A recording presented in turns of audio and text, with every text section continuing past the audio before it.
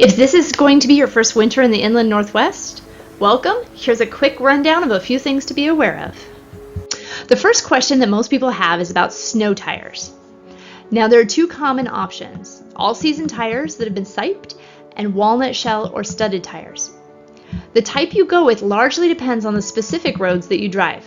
Studs are good for packed snow and thick ice of country roads, but the siped tires are great for thinner ice and the low slush that you find in town.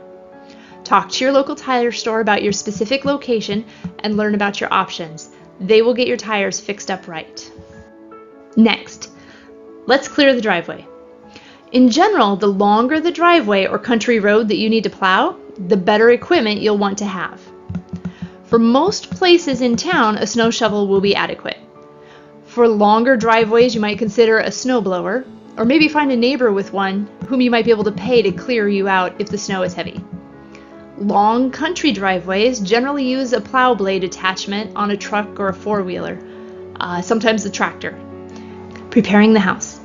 Last winter, the temps dropped to negative 19 degrees, and there were a few burst pipes out there.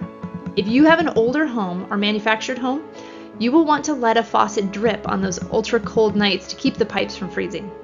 Cover all of your outdoor hose bibs with insulated covers and detach your hoses. Take care of your roof. Some winters the snow gets really heavy. A year ago we had around 2 feet of snow, and before it could melt, it started to rain. The snow absorbed the rain like a sponge, and the weight was too much for many roofs. You can scrape the roof off with a roof rake, or pay a handy person to come and do it for you. As we get closer to winter, the prices for fuel also tend to go up, so make sure to fill up your propane, oil, or wood stores early in the fall. There are a few things you can do around your yard as well. Local services need your assistance to make sure the mailbox and address numbers are clear of snow. If you have a fire hydrant near your yard, please shovel it out.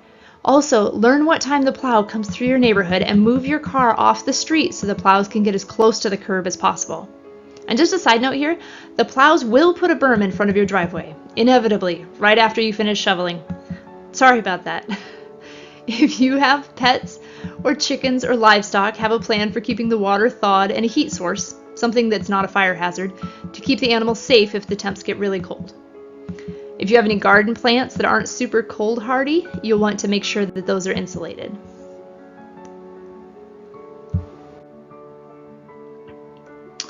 For your wardrobe, there are 2 articles of clothing that are exceptionally helpful in my experience.